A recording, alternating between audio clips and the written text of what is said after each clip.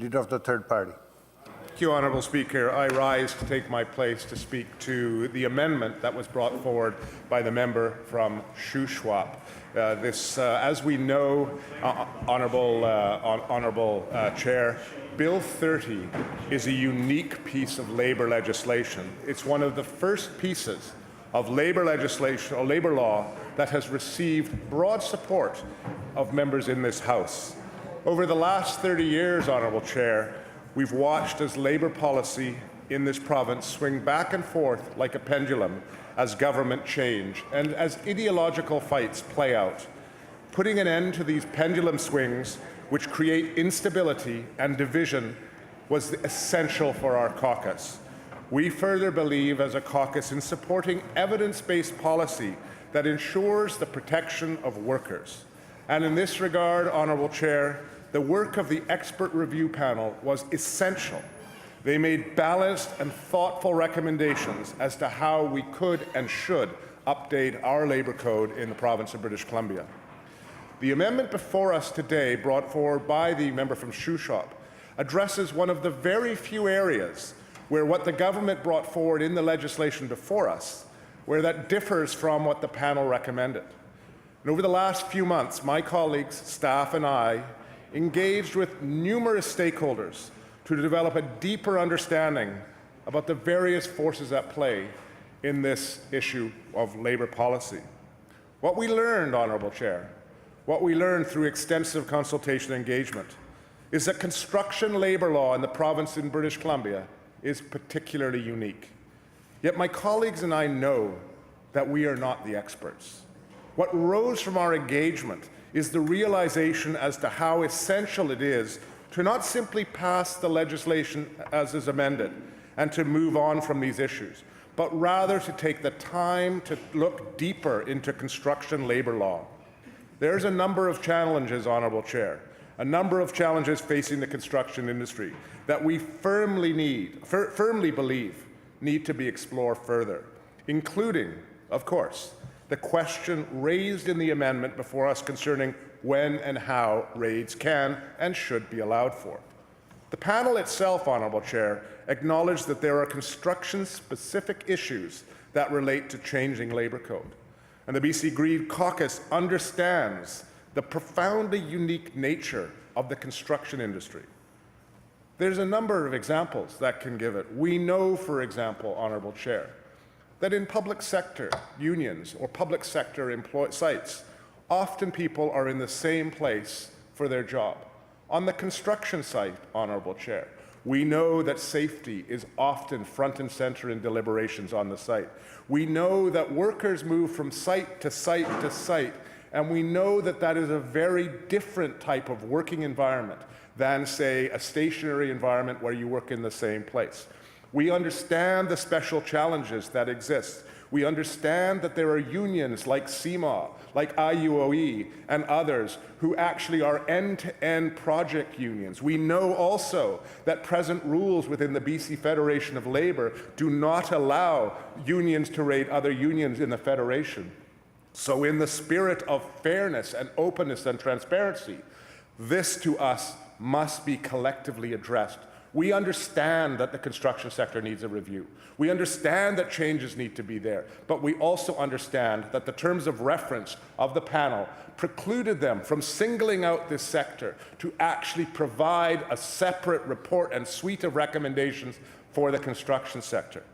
In our view, we accept the numerous voices that told us that what they were seeing, whether you're a representative from a union like CLAC, or a union like IUOE, or a union that wasn't in the building trades represented by the BC Fed, that they're looking for a fair and level playing field.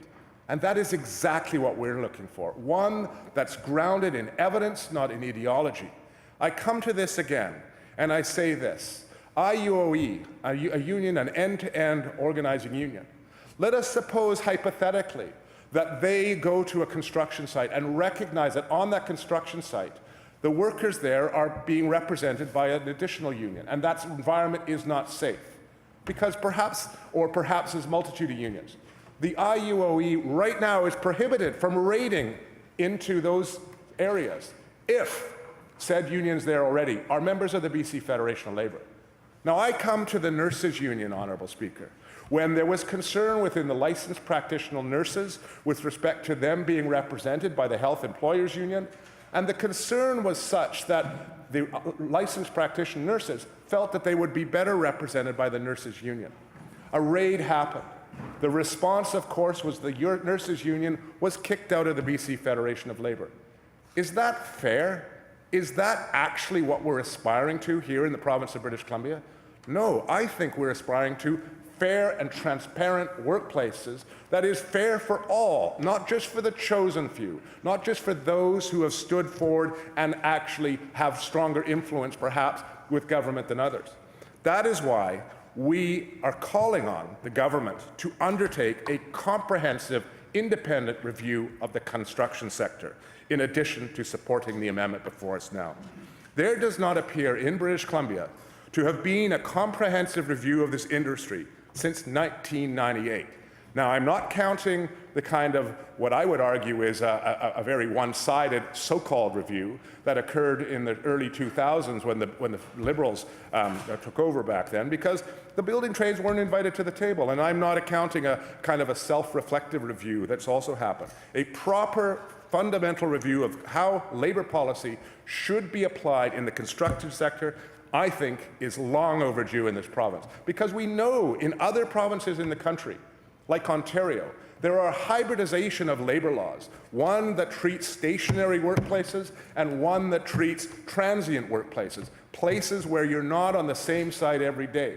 We cannot expect the same labour policy to apply to stationary and transitory workplaces. And the fact that we're trying to squeeze a square peg into a round hole, to take bits and pieces of what the